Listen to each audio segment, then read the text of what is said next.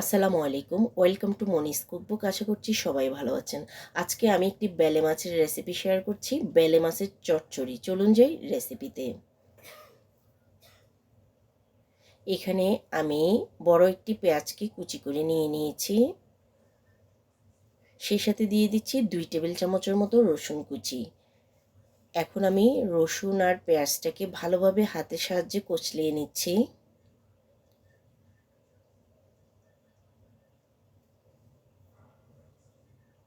এইভাবে কচলিয়ে নিলে মাছের টেস্টটা আরও বেশি ভালো আসে।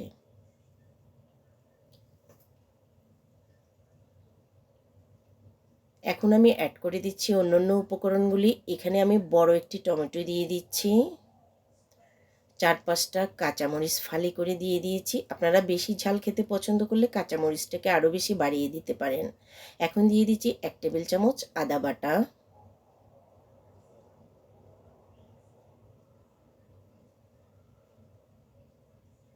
1 চা চামচ মরিচ পাউডার দিয়েছি, 1 চা চামচ হলুদ পাউডার আর 1 চা চামচ ধনিয়া পাউডার দিয়ে দিয়েছি। সেই সাথে দিয়ে দিব আমি স্বাদমতো লবণ।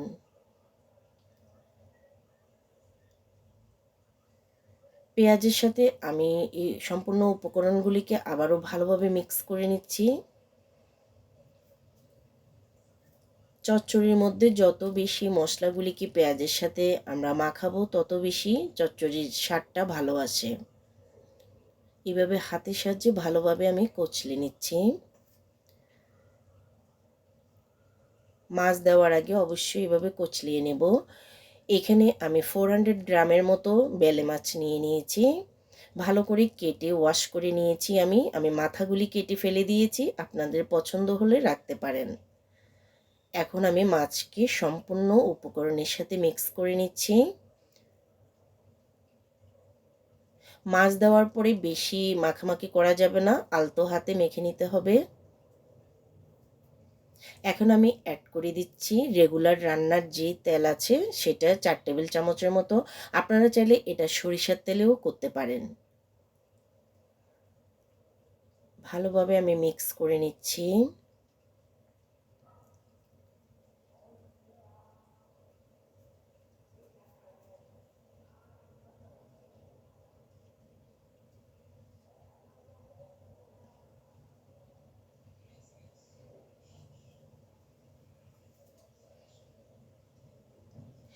এখন আমি কিছুটা পানি দিয়ে দিচ্ছি, একদম গা মাখা করে করে। পানিটা যাতে মাছের উপরে না যায়, যেহেতু আমরা চচ্চড়ি করছি সেক্ষেত্রে বেশি পরিমাণ পানির প্রয়োজন নেই, এরকম গা মাখা করে দিলেই হবে। এখন আমি চুলায় বসিয়ে দিয়েছি।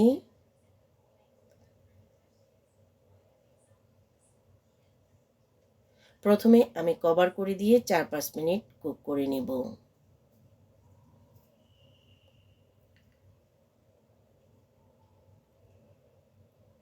4-5 মিনিট পর আমি ফিরে এসেছি। দেখতে পাচ্ছেন অনেকখানি পানি এখনও রয়ে গেছে। আমি হালকা করে নাড়াচাড়া করে দিচ্ছি, যেহেতু বেলে মাছ অনেক নরম হয়ে থাকে তাই বেশি নাড়াচাড়া করা যাবে না, হালকা করে নাড়াচাড়া করে দিতে হবে। আমি আবারও কভার করে দিয়ে 7-8 মিনিটের মতো কুক করে নিব, যাতে পানিটা শুকিয়ে যায়। দেখতে পাচ্ছেন এখন গায়ে মাখা হয়ে এসেছে পানি, আর মাছটাও অনেকখানি হয়ে গেছে।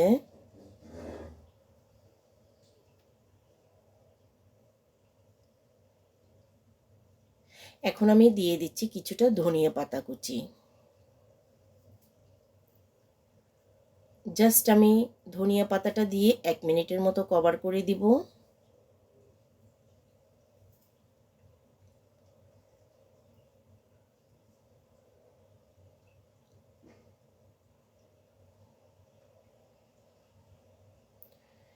এখন একদমই হয়ে গেছে, আমি এখন চুলা বন্ধ করে দিব। হয়ে গেছে আমার মজাদার বেলে মাছের চচ্চড়ি।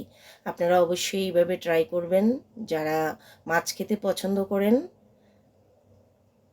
যারা আমার চ্যানেলে নতুন আছেন অবশ্যই আমার চ্যানেলটিকে সাবস্ক্রাইব করে নেবেন আমার পরবর্তী রেসিপি দেখার জন্য।